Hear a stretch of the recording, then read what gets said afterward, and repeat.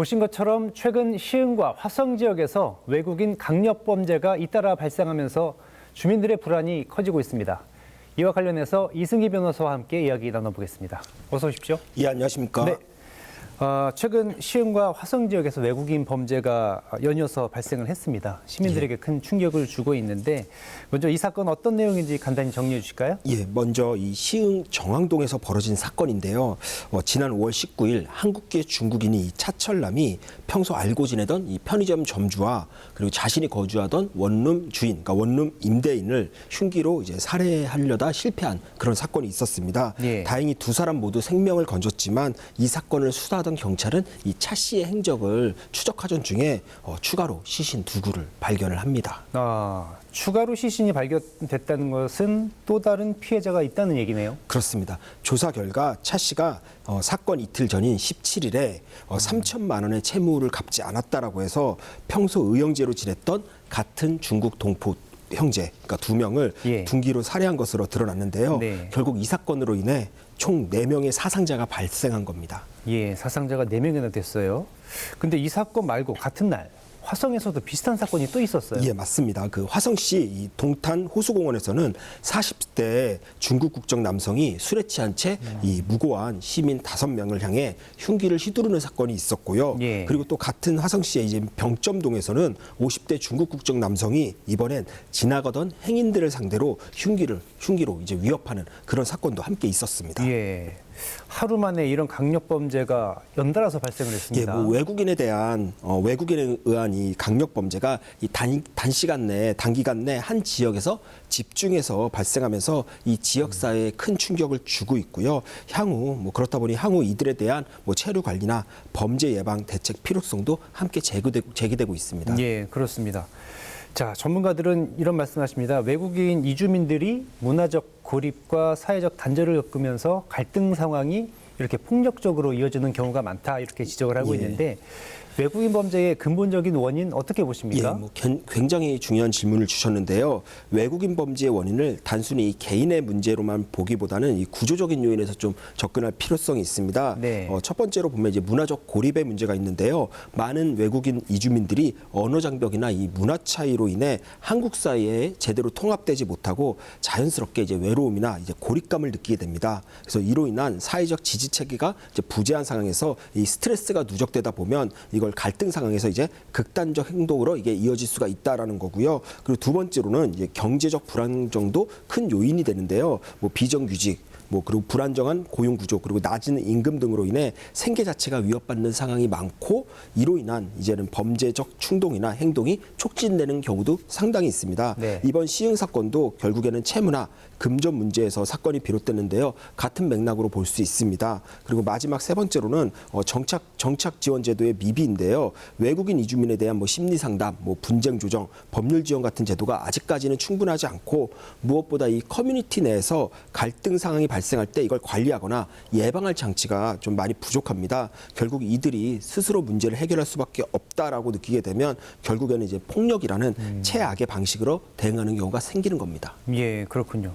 그러면 단순한 처벌을 강화한다기보다는 좀 더 종합적이고 예방 중심의 대책이 좀 필요하겠네요. 예, 그렇습니다. 단속과 처벌도 중요하지만 그보다는 사회 통합 정책 그리고 공공 지원 시스템, 지역 커뮤니티 연계 같은 좀 다층적인 접근이 함께 가야 이 문제를 근본적으로 해결할 수 있다라고 보입니다. 예, 그렇습니다.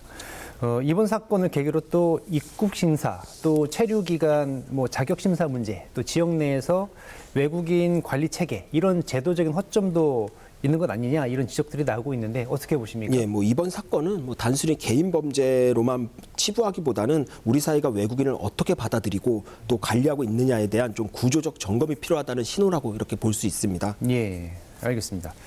자, 하나씩 짚어보겠습니다. 예. 먼저 입국 단계. 입국 단계에서는 어떤 문제가 있습니까? 현재 입국 심사 과정에서는요, 외국인의 과거 범죄 이력이나 정신질환, 중독, 도박이든 사기, 마약이든 이런 중독력 등 이런 심층 정보에 대한 실질적인 확인이 어렵다라는 그 단점이 있습니다. 특히 중국이나 동남아 국가들과는 이 범죄 정보 공유 체계가 느슨하다 보니까 잠재적 위험 인물이 사전에 거려지지 않은 채 국내에 입국하는 경우도 있습니다. 예, 그렇군요. 그러면 입국 이후에는 또 어떤 문제가 벌어집니까? 입국 이후 이제 국내 체류 시에도 문제가 있는데요. 예를 들어 뭐 취업, 뭐 유학, 결혼 이민 등 다양한 체류 비자가 발급이 되지만 이후에는 일단 들어오고 나면은 이 사후 관리가 거의 이루어지지 않는 실정인데요. 네. 뭐 고용 상실, 뭐 사회적 고립 등 위험 신호가 있어도 체류 자격 유지에는 이게 반영이 되지 않습니다. 예. 그리고 또 체계적인 모니터링도 충분치 않고요. 특히 현재 외국인 관리 체제는 중앙정부 중심 그리고 출입국관리청 주도로 운영되다 보니까 운영되고 있는데 문제가 외국인들이 실제 생활하는 이 지역 단위에서는 뭐 경찰이나 지자체, 복지기관 간 이 협력이나 정보 공유 체계가 대단히 미흡합니다. 즉 지역 사회에서 위험 징후를 조기에 파악하고 대응할 수 있는 기반이 좀 미약하다라는 점에서 좀 문제가 있습니다. 그렇습니다. 너무 부족하죠. 예. 지원 시스템도 부족하는 지적이 많은데 어떤 지원이 좀 필요할까요? 예, 뭐 현재 외국인 대상 지원은 주로 이제 언어 교육이나 뭐 기본적인 체류 안내에 머물고 있습니다. 하지만 실제로는 뭐 정신 건강이나 뭐 알코올 문제, 고립 그리고 갈등 조정 등 훨씬 더 복잡한 문제에 대해서는 좀 복합적인 지원이 좀 필요한 경우가 많은데요. 이를 해결할 수 있는 뭐 전문 상담소나 커뮤니티 중대 시스템이 좀 부족하니까 이 부분을 좀 많이 키워야 되지 않나 싶습니다. 예. 뭐 한글 교실은 많이 들어봤는데 예. 심리 지원은 잘 못 들어본 것 같아요. 그렇습니다. 예. 예. 자, 정리하면 단순히 단속이나 숫자 관리하는 게 아니라 예. 훨씬 더 정교하게 통합적으로 이렇게 관리를 해야 된다 이런 예, 말씀이시네요. 그렇습니다. 지금까지는 얼마나 많은 외국인이 들어오느냐에 초점을 맞췄다고 하면 앞으로는 이들이 우리 사회에 얼마나 안전하게 잘 정착하고 있느냐를 함께 봐야 됩니다. 예. 특히 범죄를 예방하려면 통합이 우선인데요. 그리고 그 통합은 뭐 정보 공유, 사후 관리, 지역 기반 대응 등 이런 구조적인 시스템이 함께 작동할 때 가능해집니다. 예, 알겠습니다. 참 걱정인 게요. 이번 사건이 좀 충격적이었던 것만큼 예. 일각에서는 중국인들을 좀 혐오한다거나 예. 외국인 전체에 대한 불신 뭐 이런 것들이 좀 커지지 않느냐 이런 우려가 나오고 있거든요. 예, 이 사건이 분명 심각하고 또 이 사건에 대해서는 철저한 수사가 반드시 필요합니다. 하지만 이를 가지고 특정 국적이나 집단 전체를 일반화해 뭐 혐오한다거나 뭐 범죄인 취급하는 거는 절대로 경계해야 될 부분이 맞고요. 예. 무엇보다 범죄는 개인적 문제이지 집단의 속성이 아닙니다. 그래서 가해자가 특정 국적을 가졌다라고 해서 해당 국적의 이주민을 잠재적 범죄자로 낙인 찍는 것은 인권적인 측면에서도 바람직하지 않지만 사회적 통합의 관점에서도 매우 위험한 접근입니다. 예. 또한 이런 혐오는 오히려 더 문제를 악화시키는데요. 결국에는 뭐 이주민들과 지역 사회를 단절을 시킵니다. 그러면서 고립감은 더욱 커지고 그만큼도 사회적 갈등이 더 커지는 겁니다. 그리고 결정적으로요.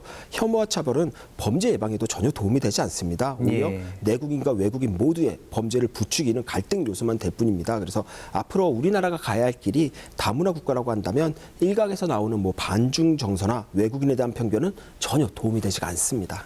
예. 그럼 우리가 사회적으로도 좀 노력이 필요할 것 같아요. 예, 뭐 우선 지역 사회 안에서 이주민과 또 우리 일반 주민들 간의 이 소통과 이해를 높일 수 있는 장치들이 필요한데요. 문화 교류나 뭐 공동 프로그램, 갈등 조정 교육 같은 예방적 접근이 특히 중요합니다. 네. 또한 정부와 지자체는 혐오 범죄나 뭐 차별 발언에 대한 대응 체계도 좀 정비해야 될 시점이 아닌가 싶고요.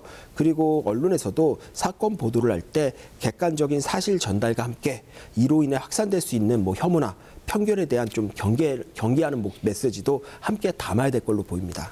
예, 알겠습니다. 그러면 이번 사건에 대한 경각심을 가져야 하는 것은 분명한데 예. 중국인에 대한 혐오로 번지는 걸 경계해야 한다 이런 말씀해 주셨는데 예. 그럼 실제로 통계상 중국인들의 범죄율은 얼마나 나오나요? 예, 팩트로 말씀을 드리면요. 현재 우리나라에 체류 중인 외국인이 약 260만 명 정도입니다. 근데 네. 이 중 중국 국적자가 이제 한국계 중국인, 그러니까 조선족을 포함해 약 100만 명 정도 체류 중에 있는데요. 그런데 경찰청에 2023년, 이게 가장 최근 통계입니다. 예. 2023년 국적별 범죄 피의자 통계를 보면요. 내국인, 즉 우리 국민의 범죄율은 2.36%인데 반해서 국내 체류 중인 중국 국적자의 범죄 범죄율은 1.65%로 오히려 훨씬 더 낮습니다. 네, 내국인보다도 중국인들의 범죄율이 낮단 말씀이시잖아요. 예, 그렇습니다. 그래서 단순히 외국인이 범죄를 저질렀다라는 사실 하나만 놓고 보면 자극적으로 느껴질 수는 있습니다. 하지만 비율로만 보면 내국인의 범죄율이 오히려 더 높다라는 거고요. 그리고 또 우리가 가장 우려하는 부분, 그러니까 살인이나 강도, 강간 같은 8대 강력범죄 중심으로 봐도 마찬가지인데요. 내국인 피의자 수가 약 2만 4천 명으로 전체 인구 대비 약 0.047% 정도입니다. 그런데 중국인 피의자 중에 이 8대 중대 강력범죄를 저지른 사람은 293명으로 국내 체류 중국인 대비 0.031% 수준으로 오히려 이 역시도 내국인보다 그 비율이 낮습니다. 예, 그러네요. 팩트 체크를 해주셨는데 그렇다면 이런 범죄를 외국인 전체, 특히 특정 국적의 외국인의 문제로 보는 것은 상당히 위험한 일반화의 오류다 이렇게 볼 수 있겠네요. 정확히 말씀해 주셨고요. 개별 사건은 철저히 수사하고 엄정하게 대응해야 하지만 그걸 근거로 해서 특정 국적, 집단 전체를 의심하거나 혐오하는 건 사실관계에도 어긋나고 사회적 해악도 크다라고 말씀드리고 싶습니다. 네, 오늘 말씀 여기까지 듣겠습니다. 고맙습니다. 예, 감사합니다. 외국인 범죄는 단순한 처벌을 넘어 문화적 소통과 체계적인 지원 그리고 지역사회의 협력이 무엇보다도 필요해 보입니다. 이상으로 BTV 경기뉴스 마치겠습니다. 시청해주신 여러분 고맙습니다.